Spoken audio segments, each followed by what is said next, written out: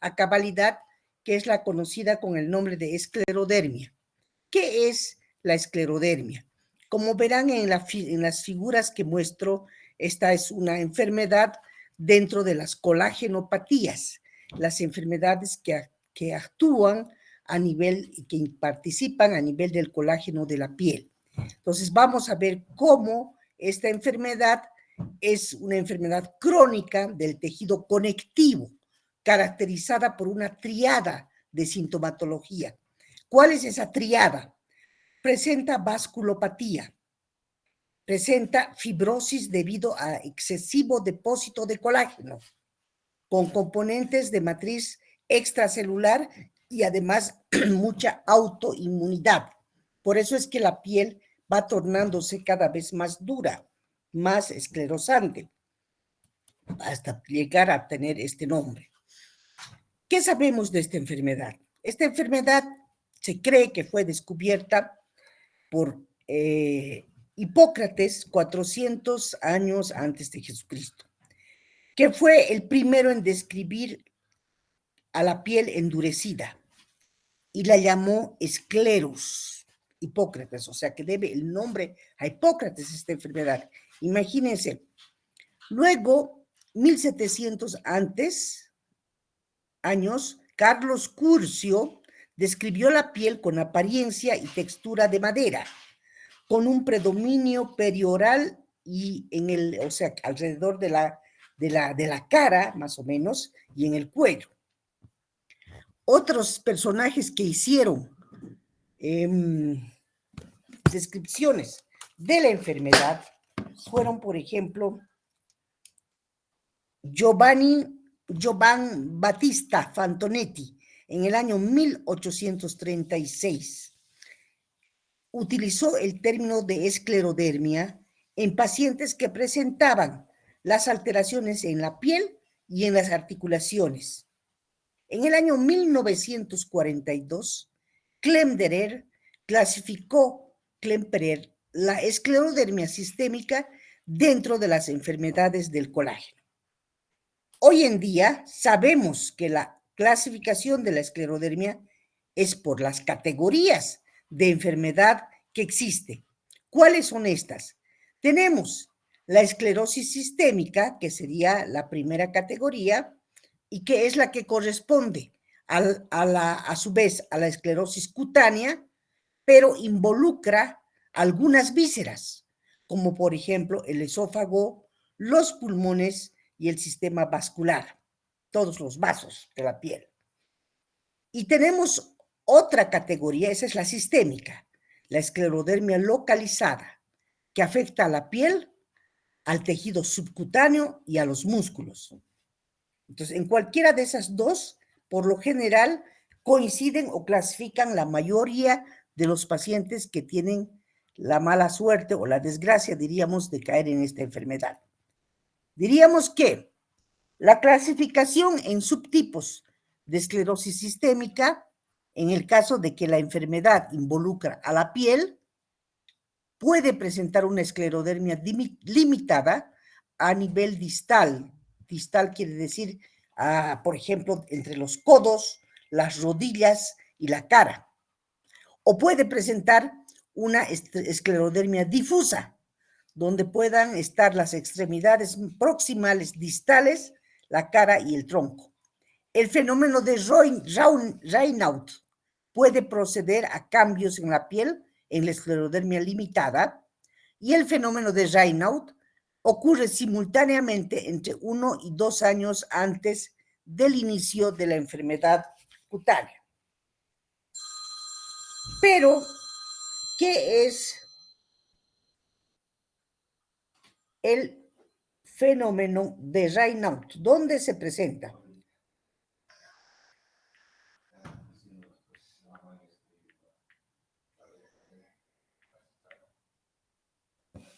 Un momentito, por favor. Un segundito. Aquí me están consultando de un examen de... ¿Qué es Estábamos hablando del fenómeno de Raynaud. ¿Qué es el fenómeno de Raynaud o síndrome de Raynaud? Porque muchas veces lo van a encontrar a este término. Es una afección caracterizada por la sensación de entumecimiento y frío en algunas áreas del cuerpo en determinadas circunstancias. ¿Qué pasa eso? Que en el fenómeno de Raynaud, las arterias más pequeñitas que suministran sangre a la piel van a presentar una vasoconstricción excesiva como respuesta al frío, lo que limita la irrigación sanguínea al área afectada. Ese es el fenómeno de Raynaud, o sea, es un bloqueo de la irrigación sanguínea, como que si no llegara la sangre por el bajo nivel del oxígeno. Los dedos se pueden tornar en el fenómeno de Raynaud azules y una vez que vuelve el retorno sanguíneo, vuelven a tener coloración roja, ¿no es cierto? O rosada. Entonces, esto generalmente en la esclerodermia limitada muestra esos cambios en la piel, mientras que en la esclerodermia difusa ocurre en paralelo, simultáneamente, 1 o 2 años antes del inicio inclusive de la enfermedad cutánea. Bien, ahora vamos a ver cuándo se involucran los órganos internos. En la esclerodermia limitada se puede involucrar el aparato gastrointestinal y ahí comienza la hipertensión pulmonar. Puede existir una enfermedad pulmonar intersticial en la esclerodermia difusa a nivel de los riñones y a nivel cardíaco, inclusive. Ahora, hay capilares del lecho unguial que pueden tener hipertensión pulmonar, que pueden presentar una enfermedad pulmonar intersticial renal o cardíaca, también en la esclerosis difusa. Los capilares de debajo de las uñas pueden mostrar en la esclerodermia limitada una dilatación sin goteo, pero en la esclerodermia difusa una dilatación con goteo. Los anticuerpos antinucleares, que son en realidad las pruebas que se realizan para detectar las enfermedades autoinmunes, por ejemplo, anticuerpos anticentrómeros, en la esclerodermia limitada se puede hacer, y anticuerpos antitopoisomerasas en la esclerodermia difusa. ¿Para qué? Para saber el curso de la enfermedad y el pronóstico. La esclerodermia, cuando es limitada, tiene una progresión lenta y tiene mejor pronóstico, excepto cuando hay hipertensión pulmonar. Mientras que la esclerodermia, cuando es difusa, su curso es agresivo, con riesgo de que las vísceras se involucren en forma temprana, quiere decir esto rápidamente. Esa es más o menos un relato de lo que es en realidad la enfermedad. Ahora bien, cualquiera sea las dos variantes de la enfermedad, sabemos que puede existir en conjunto con otros síntomas del tejido o síndromes del tejido conectivo, en los que la esclerodermia se encuentra presente, como en el lupus eritematoso sistémico y la polimiositis. Y hay muchos pacientes hoy en día en que el lupus eritematoso sistémico confluye con la esclerodermia. O sea, el paciente puede parecer que tiene las dos enfermedades. ¿Cómo es la epidemiología de la enfermedad? Más se desarrolla la enfermedad en las mujeres que en los hombres. La proporción es 2 mujeres por 4 hombres. O sea, la relación sería de 1. El pico de incidencia generalmente se puede presentar en la 5ª década de la vida, o sea, después de los 50 años. Pero esto no es una regla general, puede presentarse en personas mucho más jóvenes.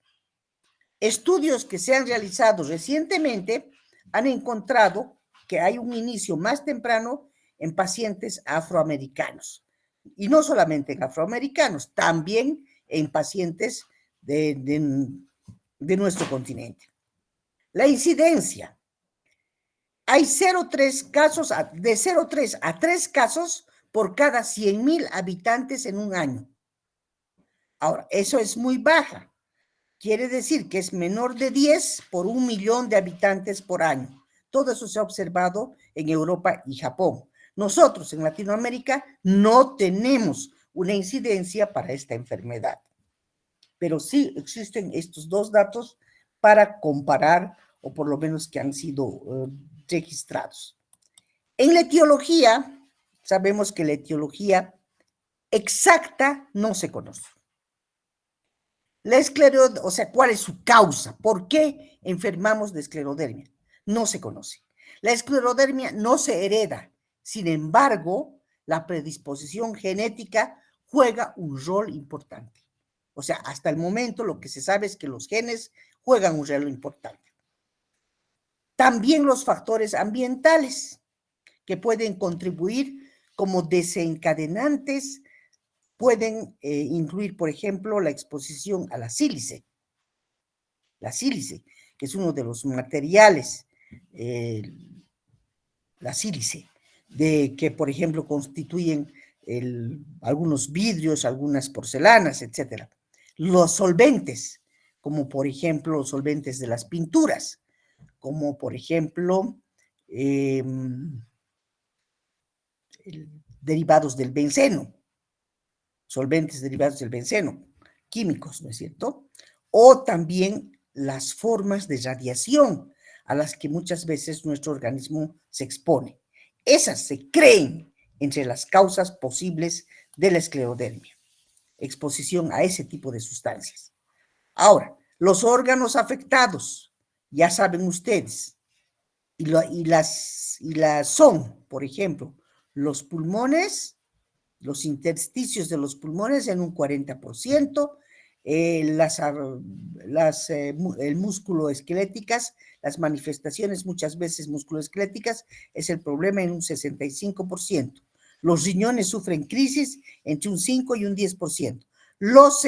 El estómago presenta complicaciones en un 90% en este tipo de enfermedades. Ahora, en cuanto a lo que es la fibrosis en la piel, mayor al 90%. El fenómeno de Raynaud, del cual ya hemos hablado, en un 90%. La calcinosis, en un 25%. Las manchas en la piel, conocidas como telangiectasias, en un 75%. Y las úlceras en los dedos, en un 40%. Esos son los síntomas. Bien, algunas de estas causas de la vasculopatía y del tejido fibrótico se dice que se activan por la activación de células endoteliales y por la atracción y adhesión de los leucocitos y la oclusión vesicular y la hipoxia, la falta de oxígeno a nivel de los tejidos. Se cree que por eso se presenta la vasculopatía y el tejido fibrótico. También sabemos que la esclerodermia localizada es conocida como morfea y existen muchos tipos de esta esclerodermia localizada o llamada así porque se caracterizan por el engrosamiento de la piel con cantidades que se aumentan de colágeno y que se van endurando. Ustedes pueden pensar que esta es una afección que no conocemos acá en Bolivia. Sin embargo, yo he conocido personas que tenían esta enfermedad, desgraciadamente, y así todavía seguían inclusive trabajando. Había un vendedor de periódico de los tiempos que se sentaba hace muchos años atrás, cuando yo tenía como ruta pasar por la esquina de los tiempos para dirigirme al gastroenterológico, porque he trabajado allá 38 años de mi vida, y entonces venía todos los días, esa era mi ruta, y este señor se sentaba en una esquina, y bueno, de pronto también dejó de sentarse, porque ya seguramente se murió, ¿no es esto? Pero él tenía rasgos de la esclerodermia localizada tremendos. En la cara tenía el síndrome de la cara del pajarito. La piel se le había endurecido en su cara, haciendo que la nariz casi estaba pegada y era como un hueso así puntudo, como si fuese el pico de un pajarito. La boca, los labios habían casi desaparecido en esa persona. Entonces, yo me acuerdo que en ese tiempo siempre sabíamos de esta persona que tenía esclerodermia. En otras partes del mundo, esta es una enfermedad un tanto más común, más diagnosticada y más considerada, digamos, porque hay hasta clubs, hay hasta asociaciones importantes. Es más, hay una película acerca de la esclerodermia en los Estados Unidos, ha sido rodada, ojalá la pudieran ver, no recuerdo ahorita el nombre, pero existe. Entonces, esa es la esclerodermia localizada, la del síndrome de la cara del pajarito. Voy a mostrarles, ahí creo que hay una foto aquí para que ustedes puedan ver. A ver, déjenme ver las fotitos que tenemos. Creo esta, aquí. Observen a qué me estoy refiriendo. Miren cómo la piel se pega a los huesos, la nariz se afila como si fuese la cara del pajarito se adelgaza tremendamente y los labios comienzan a desaparecer. Y eso se va endurando cada vez más. Tengo otras fotos más importantes, pero creo que están después. Vamos a mostrarla. No, estas ya son de las manos, del fenómeno de Raynaud, la ulceración de los dedos, porque no se olviden que hay una esclerodermia en que los dedos, los vasos, los capilares de los dedos que están debajo de las uñas comienzan a gotear, y hay también esta gangrena seca. Aquí está el fenómeno de Raynaud, la palidez de las uñas de pronto, luego viene la cianosis y finalmente el rubor, ¿no? Esas son, aquí creo que tenemos, sí, ahí está. La fibrosis de inicio rápido y de progresión lenta.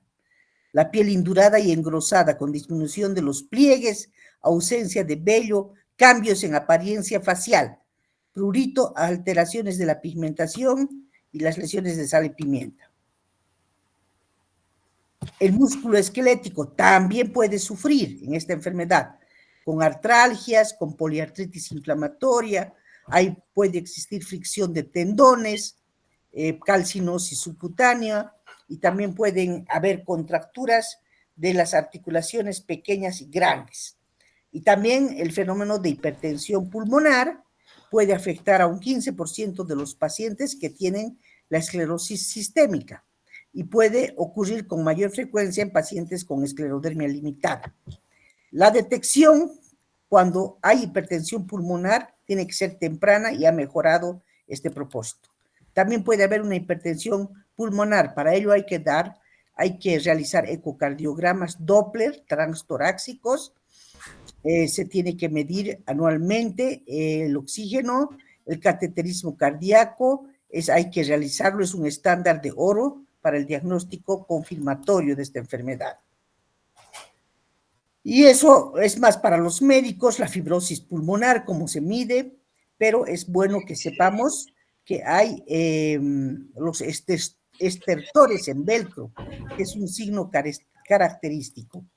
Presentamos también lo que es común a todos los pacientes con esclerodermia, son las manifestaciones gastrointestinales. Afectan a la mayoría de los pacientes y va variando en gravedad.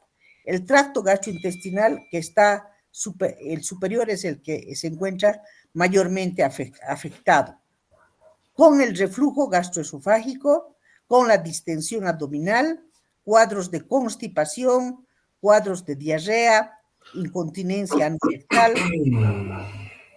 Perdón, si tienen algunos micrófonos encendidos, les rogaría por favor apagarlos.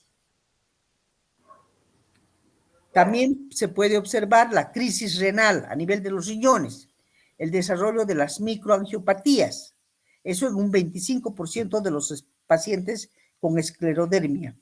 Pero, ¿qué podemos hacer para diferenciar esta esclerodermia? Aquí es cuando comienza, este es un escleromixedema, acá podemos ver la fibrosis sistémica, nefrogénica y la fascitis eosinofílica, Miren aquí algunas en personas adultas, ¿no? ¿Qué tratamiento tenemos para esta enfermedad? Hay tratamiento para la enfermedad pulmonar intersticial. Se puede utilizar drogas como la ciclofosfamida, el mofetil-micofenolato, la azatioprina, y está recomendado muchas veces un trasplante de células hematopoyéticas de la sangre en algunos centros, apenas como un tratamiento para la enfermedad pulmonar intersticial. Para la hipertensión pulmonar arterial hay que ver antagonistas de la endotelina, análogos del epoprostenol y inhibidores de fosfodiesterasa. Acá tenemos un artículo que se ha publicado en la revista Lancet, muy acerca del uso de estas drogas en la esclerodermia. Ahora, el tratamiento de la enfermedad pulmonar relacionada con la esclerodermia tiene que llevarse a cabo durante 2 años, la ciclofosfamida durante 1 año, y puede resultar en mejoría significativa, sobre todo a nivel pulmonar. Otros, usando el micofenolato, es mejor tolerado. Sin embargo, en esta enfermedad pueden haber muchas complicaciones y muy rápido. Generalmente, entre las complicaciones más frecuentes están el infarto, que se conoce como infarto digital, la miositis, la falla renal y las infecciones de las heridas que no pueden cerrar. El pronóstico no es nada bueno. La supervivencia de pacientes con enfermedades cutáneas mejoran, pero actualmente la sobrevida a los 5 años después de ser diagnosticada esta enfermedad es apenas para un 80% de personas que la padecen. Otros pacientes tienen una enfermedad muy limitada en un 90%. Y obviamente se involucra los pulmones, y eso son la causa más común de la muerte por la falta de la oxigenación. Bien, entonces, esta enfermedad, como habrán podido ver, es una enfermedad heterogénea que tiene diversas manifestaciones. Es una enfermedad autoinmune y su curso clínico es impredecible. Y muchas veces en nuestro medio, por ejemplo, ni el diagnóstico inmunológico ni clínico se puede establecer en la mayoría de los casos. Se la confunde con otro tipo de afecciones, pero sin embargo, cuando se detecta tempranamente y hay algunas buenas intervenciones terapéuticas, se puede prevenir un poco las etapas de fibrosis de la enfermedad. Bien, esto sería todo. Entonces volveríamos para sacar un screenshot a las preguntas también de las personas que no han comprendido alguna cosa o que quieran alguna aclaración al respecto. Vamos a sacar de las 28 personas asistentes el día de hoy. Vamos a sacar un screenshot.